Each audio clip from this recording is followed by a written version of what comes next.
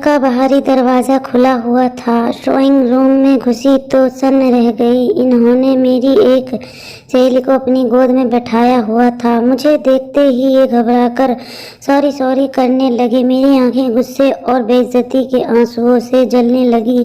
मैं चीखना चाहती थी, चिल्लाना चाहती थी, पति नाम के इस प्राणी का मुंह नोच लेना चाहती थी, इसे थप्पड़ मारना चाहती थी। मैं कड़क कड़कती बिजली बनकर इस पर गिर जाना चाहती थी। मैं गहराता समुद्र बनकर इसे डुबो देना चाहती थी। मैं धगधगी आग बनकर इसे जला देना चाहती थी। मैं हिचकियाँ ले लेकर रोना भी चाहती थी। मैं पति नाम के इस जीव से बदला लेना चाहती थी। मुझे याद आया अमेरिका के राष्ट्रपति रह चुके बिल क्लिंटन भी अपनी पत्नी हिलेरी क्लिंटन को धोखा देकर मोनिका लेविस्की के साथ मौज मस्ती करते रहे हैं, गुलछर्रे उड़ाते रहे थे। क्या सभी मर्द एक जैसे बेवफा होते हैं?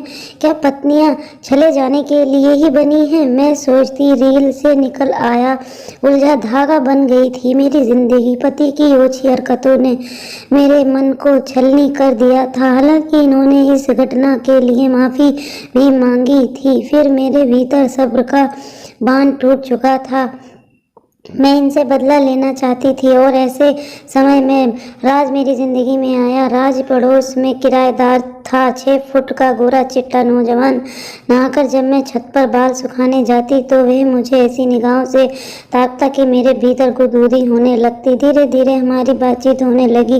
बातों में पता चला कि राज एक प्रोफेशनल फोटोग्राफर था। आपका चेहरा बड़ा फोटोजेनिक है, मॉडलिंग क्यों नहीं करती हैं आप? राज मुझे देखकर मुस्कुराता हुआ कहता, शुरू में तो मुझे ये सब अटपटा लगता था, लेकिन देखते ही देखते मैंने खुद को इस नदी की धारा में बह जाने दिया। पति जब दफ्तर चले जाते तो मैं राज के साथ उसके स्टूडियो चली जाती। वहाँ राज ने मेरा फोटो लिया और पोर्टफोलियो भी बनाया। उसने बताया कि अच्छी मॉडलिंग असाइनमेंट लेने के लिए अच्छा पोर्टफोलियो ज़रूरी था, लेकिन मेरी दिलचस्पी शायद कहीं और ही थी। बहुत अच्छे आते हैं आपके फ़ोटोग्राफ, उसने कहा था, और मेरे कानों में ये प्यारा सा फिल्मी गीत बजने लगा था। अभी मुझ में कहीं बाकी है थोड़ी सी ज़िंदगी।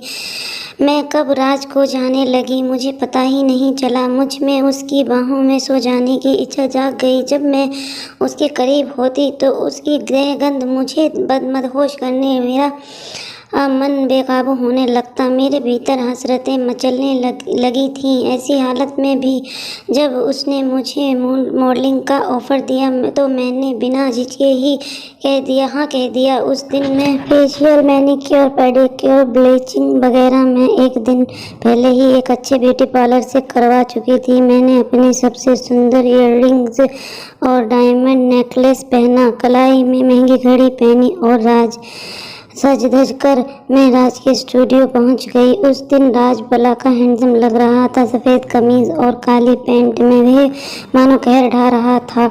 हे यू आर लुकिंग गॉर्जियस। मेरा हाथ अपने हाथों में लेकर वह बोला।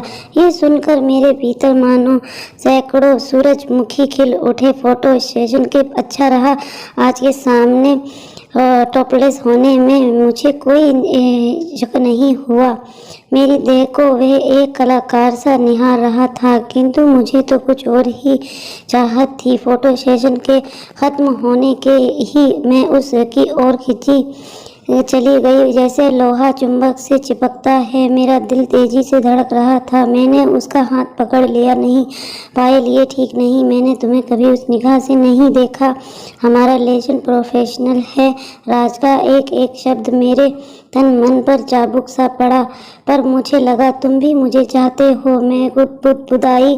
पायल, मुझे गलत मत समझो, तुम बहुत खूबसूरत हो, पर तुम्हारा मन भी उतना ही खूबसूरत है। लेकिन मेरे लिए तुम केवल एक खूबसूरत मॉडल हो। मैं किसी और रिश्ते के लिए तैयार नहीं। और फिर पहले से ही मेरे एक गर्लफ्रेंड है जिससे मैं जल्द ही शादी करने वाला हूँ। राज कह रहा था तो क्या वह सिर्फ एक तरफा खिंचाव था यह पति से बदला लेने की इच्छा का नतीजा था। कपड़े पहनकर मैं चलने लगी तो राज ने मेरा हाथ पकड़कर मुझे रोक लिया। उसने स्टूडियो में रखे गुलदान में से एक पीला गुलाब निकाल लिया था।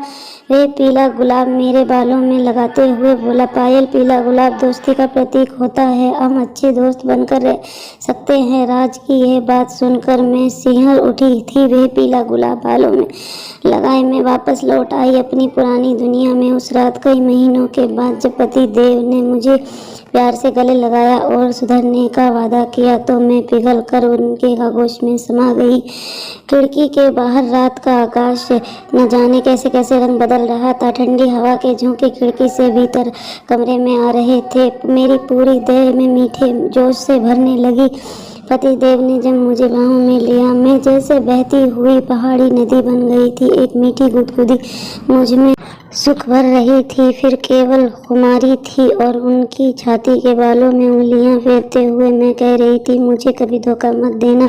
कमरे के कोने में एक मकड़ी अपना टूटा हुआ जाला फिर से बुन रही थी। इस घटना को बीते कई साल हो गए। इस घटना के कुछ महीने बाद राज भी पड़ोस के किराए का मकान छोड़कर कहीं और चला गया।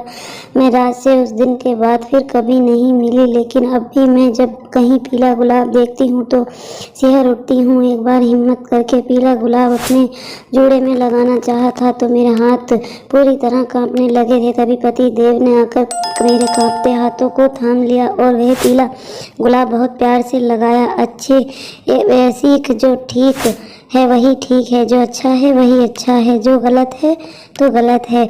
दोस्तों, कहानी कैसी लगी कमेंट्स बॉक्स में अपनी राय दें और हमारे चैनल को सब्सक्राइब ज़रूर करें।